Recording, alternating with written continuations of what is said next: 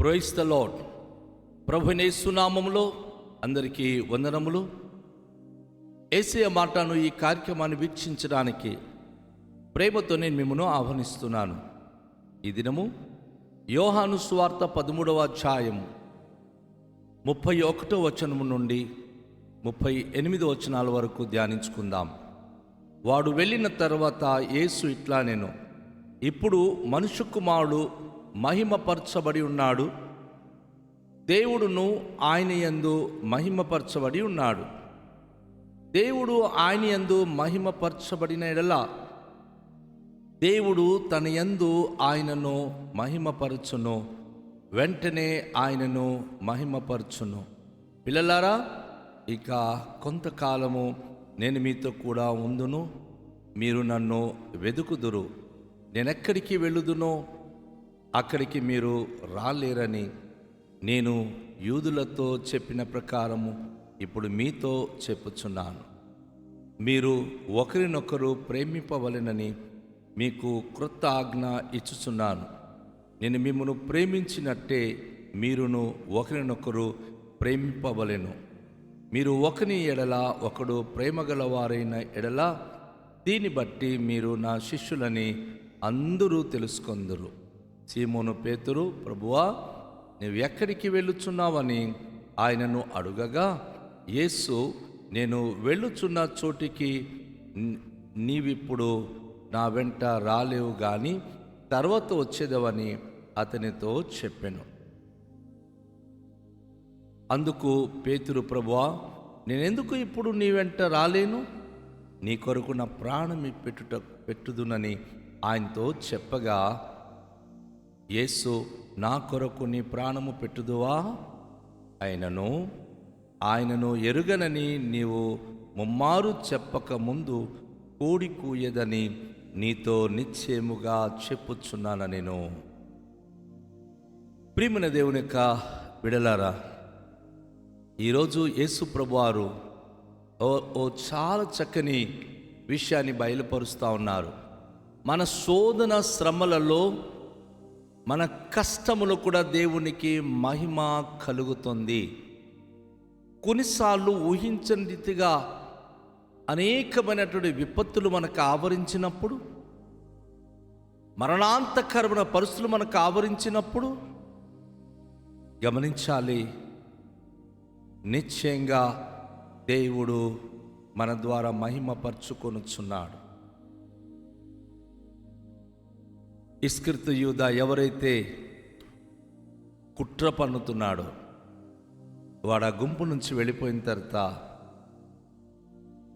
గమనించాలి, చాలాసార్లు అందరూ మన చుట్టూ ఉన్నప్పుడే వెరీ గ్రేట్ అని మనం అనుకుంటాం. కాదు, యేసు ప్రభువారికి సంభవించిన ఈ సంఘటన నీ జీవితంలో, నా జీవితంలో, మన జీవితంలో కూడా చాలాసార్లు సంభవిస్తోంది.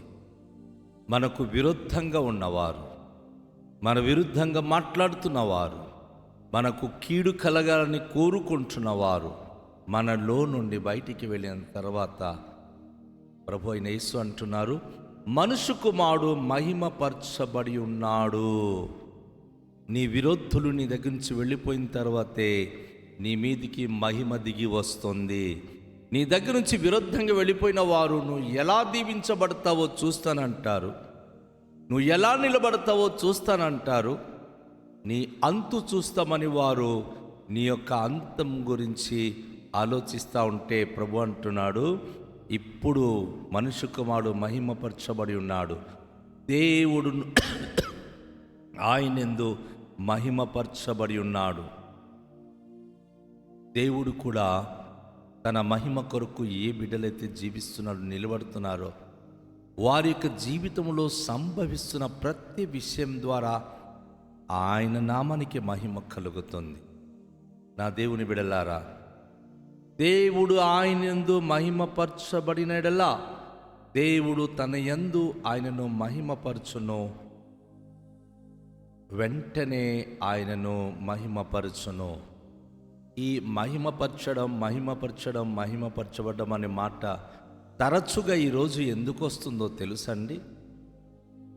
కొన్నిసార్లు మనను చాలామంది విడిచిపెట్టి అవమానకరంగా మనను దూషించి మన జీవితానికి అంతం చేయాలని ప్రయత్నిస్తారు. ఆ సమయంలో మన పక్షంగా ఎవరు ఉండరు, మనం చాలా బాధపడతాం. అదే దేవుడు మహిమ పరుచుకోవాల్సిన సమయం అదే. ఎవరైతే తన పైన ఆనుకుంటున్నారో, తన మీద ఎవరైతే ఆనుకుని జీవిస్తున్నారో అట్టి బిడలకు వెంటనే ఈ లోకరీత్యా మనుషులు తనను దూరమైనప్పుడు ఆయన స్వయంగా వారి పక్షంగా ఉండి తన మహోన్నత నామానికి మహిమపరుచుకుంటాడు. తను వారి పక్షంగా ఉన్నానని మహిమపరుచుకుంటాడు. వారితో ఆయన ఉన్నానని ఆయన స్పష్టీకరణ చేస్తాడు. మనకు బహు బలముంటే, జనముంటే, ధనముంటే మనకు మహిమ రాదు. నీ డబ్బు ధనాలు ఉన్నంత వరకే ప్రజలకు జై కొడతారు. కానీ నువ్వు ఏమీ లేని స్థితిలో ప్రభు పాదాల దగ్గర కన్నీళ్లు పెట్టుకొని మోకరిల్లి ప్రార్థన చేస్తూ ఉంటావు చూడు, అప్పుడు ప్రభు నిన్ను తన మహిమ కొరకు లేవనెత్తుతాడు. ఈ దీనులైన మనకు దేవుడు అట్టి భాగ్యము అనుగ్రహించి ఉన్నాడు. అనేక మార్లు ప్రజలు మనను గురించి చెడుగా చెప్పి వెళ్ళిపోతూ ఉంటారు, దూషించి వెళ్ళిపోతూ ఉంటారు. అవును, ఇస్కరితు యూదా మనలో నుండి బయటికి వెళ్ళిన తర్వాత డబ్బు చంచి పట్టుకొని, డబ్బు చూచి డబ్బు మీద మోజు పడిన వారు, సేవకులు తినేస్తున్నారు, సేవకులు డబ్బుల కోసమే ఉన్నారు, సేవకులు ఇదిగో ఇంత తినేశారని అబండాలు వేసి ఎవరైతే బయటికి వెళ్ళిపోతున్నారో, సేవకుడా దేవుడు నిన్ను మహిమపరిచే సమయం అప్పుడే ఆసన్నమైంది. యేసు ప్రభు వారి ఈ లోకంలో ఉన్నప్పుడు తను ప్రభు తండ్రి అయిన దేవుని యొక్క పరిచయంలో ఉంటే తనను ఎంతగానో ప్రేమించిన ప్రజలు ఇచ్చే కానుకలు డబ్బులు ఇస్కరితు యూదా పట్టుకున్నాడు. డబ్బు ధన మోహముతో ఇంకా ఏదేదో సాధించాలనుకున్నాడు. కానీ సాతాను ప్రవేశించి ఆ గుంపు నుంచి బయటికి లాగి వెళ్ళిపోయిన తర్వాత ఆయన ఒక విధంగా చెప్పాలంటే అపవాది సాతానుకు అనుచరుడైపోయాడు. అయితే ఆయన ఒక్కడే వెళ్ళిపోయాడు, కానీ దేవుని మహిమ యేసే మీదికి దిగి వచ్చింది. ఈరోజు దైవ సేవ కూడా నిరాశపడుతున్నావా? నీ మీదికి దేవుని మహిమ దిగి వస్తుంది. యేసుప్రభు అంటున్నారు అక్కడ ఉన్నవారికి, ఒకప్పుడు నేను యూదులకు చెప్పాను మరి అని ఇప్పుడు నేను మీతో చెప్తున్నాను, పిల్లలారా ఇంకా కొంతకాలమే నేను మీతో ఉంటాను, మీరు నన్ను వెతుకుతురు, నేను ఎక్కడికి వెళుతున్నానో అక్కడికి మీరు రాలేరు. యూదులకు చెప్పాను, అదే ప్రకారం మీతో చెప్తున్నాను. ఇప్పుడు మీతో ఆ మాట తెలియచేస్తున్నానండి. యేసే వెళుతుంది మన కొరకు స్థలం సిద్ధపరచడానికి. ఆయనను మనం కలిసి జీవిస్తున్న రోజులు, ఆ రోజులు అపోస్తలులు ఆయనతో కలిసి ఉన్నారు. కానీ ఈరోజు ఆయన వెళ్ళిపోబోతున్నాడు. గెత్సేమనే తోటకి వెళ్ళిన తర్వాత ఆయన పస్క బలిపశుగా ఆయన శిలువ మీద చనిపోబోతున్నారు. కనుక శిష్యులకు ఆయన అన్నాడు, నిన్ను అక్కడికి మీరు రాలేరు. అవును, ఎప్పుడైతే సమస్యలు వచ్చిందో అందరూ చెదిరిపోయారు. ఆయన నేను వెళ్ళే చోటికి మీరు రాలేరని ఆయన ముందు అడుగు వేసి వెళ్ళిపోతా ఉన్నాడు. కానీ ఒకరినొకరు మీరు ప్రేమించాలని క్రొత్త ఆజ్ఞ మీకు ఇస్తున్నాను. నేను మిమ్మల్ని ప్రేమించినట్లే మీరు ఒకరినొకరు ప్రేమించండి. క్రైస్తవ లోకములో క్రీస్తును అంగీకరించి క్రీస్తును వెంబడిస్తున్న ప్రతి ఒక్కరిలో ఉండవలసినటువంటి ముఖ్యమైనటువంటి మాట ఇవే అండి. యేసయ్య మనల్ని ఎలా ప్రేమిస్తున్నాడో తోటి వారికి మనము అలాగే ప్రేమించాలి. యేసు ప్రభు వారు ఎప్పుడు కూడా నేను చెప్పినట్లే జరగాలి అని అనలేదు. తండ్రి చిత్తమే మనము నెరవేర్చాలి. తండ్రి నన్ను ప్రేమిస్తున్నాడు, నేను మిమ్మల్ని ప్రేమిస్తున్నాను. కనుక మీరు ఒకరినొకరు ప్రేమించి ఈ విధంగా ఉండాలని ఈ క్రొత్త ఆజ్ఞ నేను మీకు ఇస్తున్నాను. ప్రేమ లేనివాడు దేవుని సంబంధి కాడు. క్రైస్తవ లోకంలో ఉన్నటువంటి దైవ ప్రజలారా, ఒకరినొకరు ప్రేమిస్తున్నారా? ఒకరినొకరు ద్వేషిస్తున్నారా? ఒకరి పట్ల ఒకరు విభేదాలు పుట్టిస్తున్నారా? లేకపోతే ప్రేమ కలిగిన వారై ఉన్నారా? ప్రేమ లేని వారు దేవుని సంబంధి కాడు. క్రైస్తవులందరూ ఐక్యతగా ఉండాలని, ప్రేమ కలిగి ఉండాలని, ఎవరైతే సమాధానం వెతుకుతున్నారో వారు దేవుని కుమారులుగా ఉంటారు. ఎవరైతే విరుద్ధ భావాలు పుట్టించి భేదాలు పుట్టించి జీవిస్తున్నారో వారు దేవుని కుమారులు కాలేరు, అపవాది సంబంధులైపోతారు. దేవుని వాక్యం మనం చూస్తున్నాం. మీరు ఒకని ఎడల ఒకడు ప్రేమ గలవారైన ఎడల దీన్ని బట్టి మీరు నా శిష్యులని అందరూ తెలుసుకుంటారు. క్రైస్తవులో ఈరోజు యూనిటీ ఉందా? ఐక్యత ఉందా? నా మాటే చెల్లాలి, నా మాటే చెల్లాలని అహంకారం ఏలుబడి చేస్తుందా? తప్పు. ఒకరినొకరు ప్రేమ కలిగి ఉన్నారు. మీరెంత గొప్పవారు కావచ్చు, సామాన్యుడు గనుక మిమ్మల్ని పిలిచినప్పుడు ప్రేమతో వారి దగ్గరికి వెళ్ళి కలిసిమెలిసి ఒకరినొకరు ప్రేమ కలిగి ఉన్నప్పుడే మనలో ఉన్న యూనిటీ, మనలో ఉన్న ఐక్యమత్యం అన్యులు తెలుసుకుంటారు.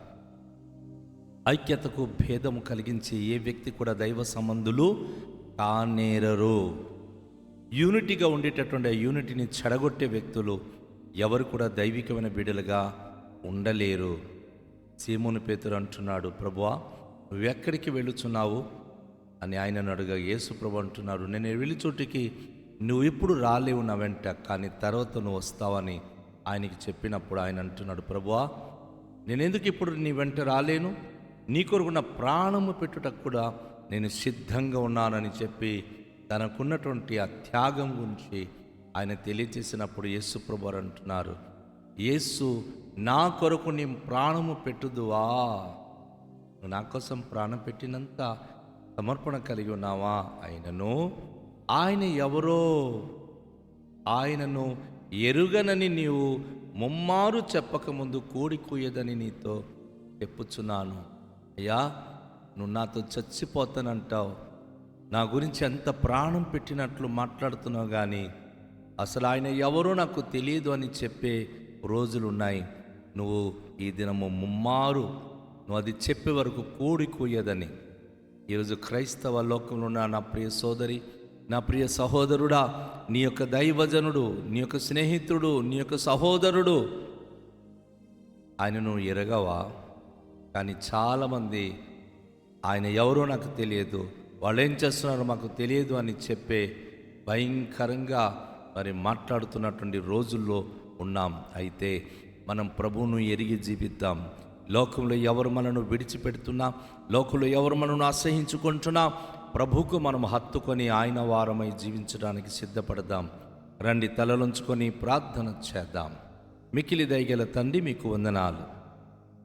లోకం మమ్మను హింసించిన, లోకం మమ్మను దూషించిన, లోకం మా కొరకు అబద్ధమైన మాటలు పలికినా మేము మిమ్మల్ని హత్తుకొని మీ వాక్యానుసారంగా మేము ఒకరినొకరు ప్రేమించి హృదయం కలిగిన వారే ఉండే భాగ్యము దయచేయండి. ద్వేష బుద్ధి మాలో తీసివేయండి. ఐక్యత భంగపరిచేటటువంటి ప్రతి ఒక్క ఆలోచనలు కొట్టివేయండి. మీలో మేము సమకూర్చబడాలి, మీ కొరకు అనేకులకు సమకూర్చేవారమై ఉండాలి. అట్టి భాగ్యము మాకు దయచేయమని యేసు నామములో ప్రార్థిస్తున్నాం. ఆమేన్. అందరికీ షాలోం. ప్రభు మనలను దీవించునుగాక.